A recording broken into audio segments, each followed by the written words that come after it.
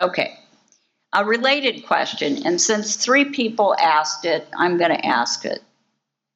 And that is, when we talk about diversity, are we also paying attention to Christian religious practices? I don't want to say cultural practices because that doesn't exactly fit, and that's not what they were asking about. So what they were asking about is, do we also pay attention to Easter and Lent like we do Ramadan or something else? And they were asking that question about those efforts in curriculum. Yeah, Ramadan was mentioned. That's a good question. I don't know how much attention gets paid to Christianity specifically. I know that religion is a very large part of many people's lives, and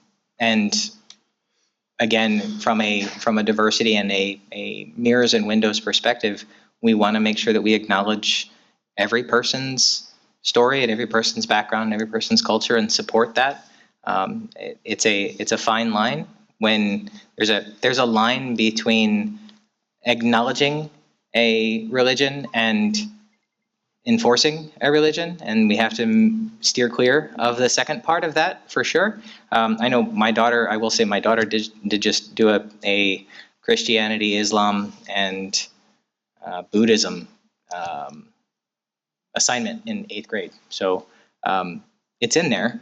I didn't take that class, so I don't know exactly what it was, but it's worth discussing for sure. Okay. I mean, there's a lot to unpack there, but we need to support other religions, but at the same time, he's saying we shouldn't enforce. Well, of course, nothing as far as faith should be enforced on students. The question is, what does he mean by enforced? Does he mean talking about it or having a class that covers the foundational reason this country exists, at least from a historical and factual perspective, and talking about one of the most important religions in the world? What does he mean? Would that constitute enforcing? So it's a little unclear what he means, because the question wasn't asking about forcing. The question was really, if you're celebrating Ramadan and having a special evening for it, would you do the same for Christmas? And I think what we're hearing is the answer is no. Mr. Alonso. Yeah, so I am in favor of separation of church and state. So to say that we need to bring religion into our educational system, I think you got to be really careful with that. So if you say, let's bring Christianity into the school, well, if you bring that, you're going to have to bring all other religious beliefs as well in there. Can I clarify myself, because I don't want to be confusing? Sure.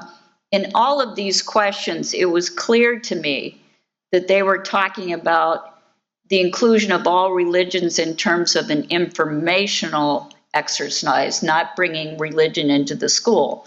So all of the questions were talking about, if we learn about other religions, do we also expose students to learning about Christianity so that everyone is recognized, not bringing Christianity or any other kind of religious practices into the school? Yes, so, yes. I'm sorry, but I want that to be clear. So I was also going to add to what I was saying, that if we have a religious studies class, right, so that is a specific place for those conversations to happen, then yes, you do cover all of the religions that the teacher, I don't know how many religions are out there. There's probably many religions, but again, if you are going to allow the religious studies class, you allow any religion to come into that.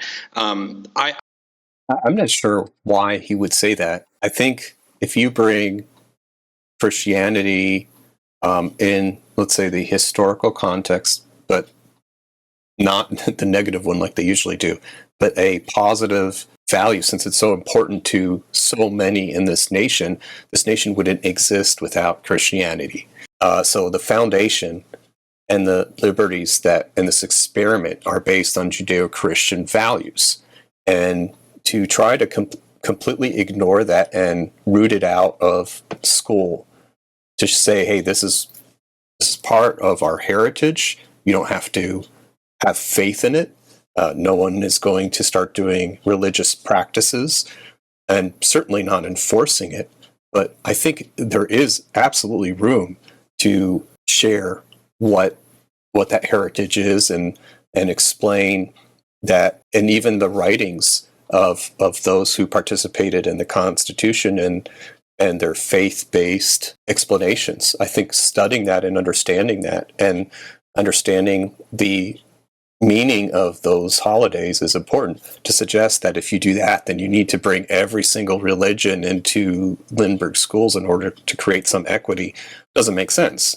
The question is which ones are, well, for lack of other words, synergize with American values. And I think you could start your focus with that. I will say that in my environment, in my school where I teach, we are told as teachers about things like Rosh Hashanah, things like Ramadan, so that we know that there may be extenuating circumstances for our students. So a student who is practicing Islam and is participating in Ramadan, they are not eating during the day.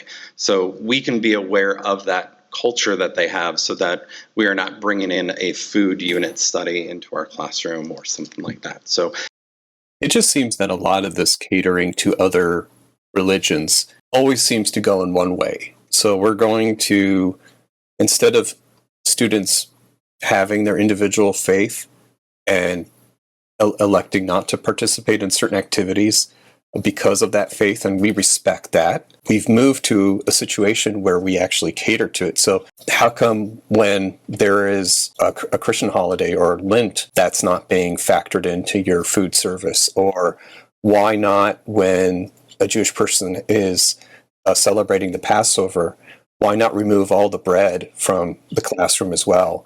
I mean, it's such a silly argument.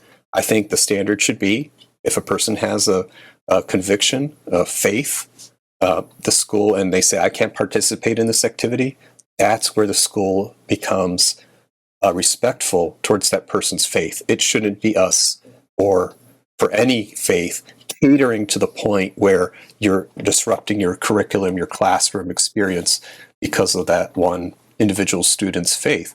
I think that is a wrong approach, and honestly, it's not scalable.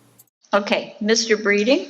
I think awareness of religions, just like Mr. Alonso said, is the best bet. I will tell you a quick story, though. So I had a chicken and pickle off-site party, if you will, with students here. And Chicken and Pickle offered the National Alliance of Mentally Illness, NAMI, to present to us, and they'd give us free pickleball. Up the ladder, they said, no, we don't want NAMI talking to our students. Does everyone know what NAMI is? I mean, it's the biggest mental health organization in town, and yet my boss's boss said, heck no, we don't want it. Despair. That's too bad. Sorry. Ms. Watts, I think you have the last word on this. We did switch our Christmas parties to holiday parties to be inclusive of all religions because, as I mentioned, we have many international students. I do feel like we're fair to all religions. I don't think we throw out Christianity or any other. We educate.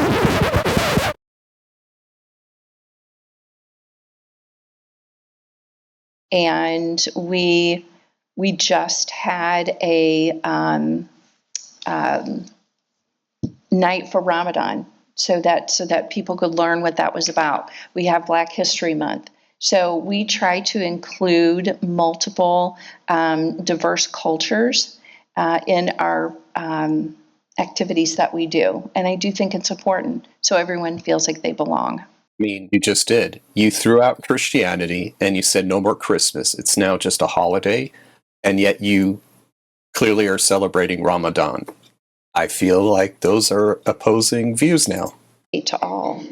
So, and we celebrate as many as we can.